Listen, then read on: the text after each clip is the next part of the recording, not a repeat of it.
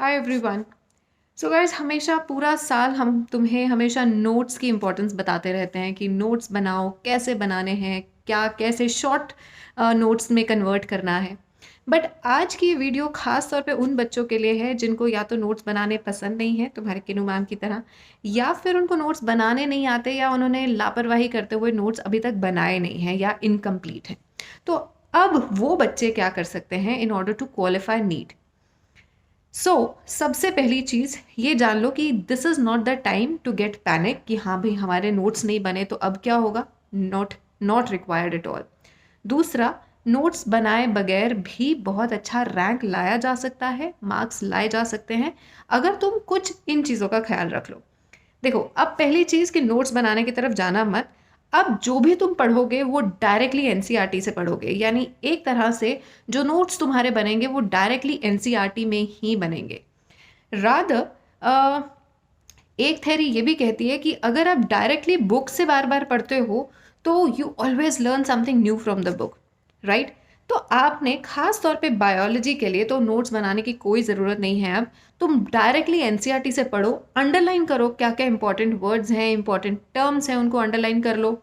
दूसरी चीज़, जैसे हम हमेशा तुम्हें कहते थे कि तुम शॉर्ट नोट्स कन्वर्ट करो, शॉर्ट नोट्स में तुम अपनी गलतियां मेंशन करो, तो अब तुमने क्या करना है, जो तुम गलत कर रहे हो जब तुम क्वेश्चन सॉल्व करते हो, जो भी PYQ तुम्हारा गलत हो रहा है, क्वेश्चन गलत हो रहा है, गो बैक टू एनसीईआरटी, वहीं पे वो कॉन्सेप्ट ढूंढो और वहीं पे मार्क करो।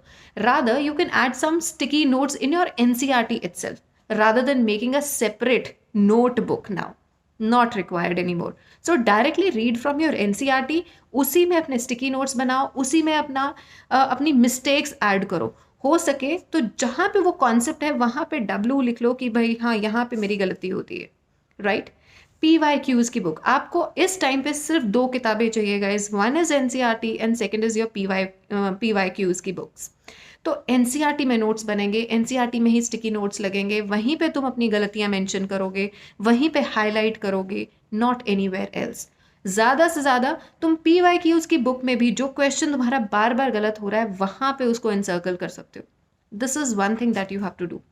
फॉर फिजिक्स एंड केमिस्ट्री आप एनसीईआरटी तो पढ़ोगे ही, PYQs की बुक में बिल्कुल वैसे ही मार्क करोगे ही, लेकिन एक एक्स्ट्रा चीज़ जो तुम फिजिक्स केमिस्ट्री में कर सकते हो वो ये है कि फिजिक्स और केमिस्ट्री के जितने फॉर्मूले हैं, एक फिजिक्स की शीट बना लो, एक केमिस्ट्री की शीट बना लो ऑफ ऑल द फॉर्मूले, राइट।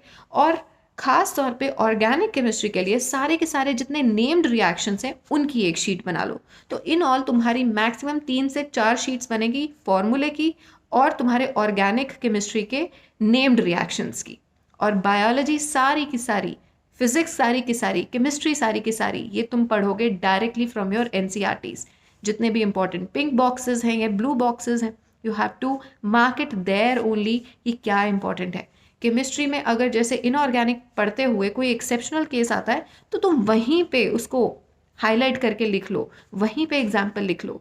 कोई क्वेश्चन अगर खास तौर पे करते हो जो PYQ में है, वो अपनी एनसीईआरटी में ही ऐड कर लो। तो अब नोट्स बनाने की फिक्र को बिल्कुल छोड़ दो और वापस बिल्कुल ऑनेस्टी के साथ आ जाओ एनसीईआरटी पे और अपने PYQs के ऊपर, बस और कुछ नहीं चाहिए।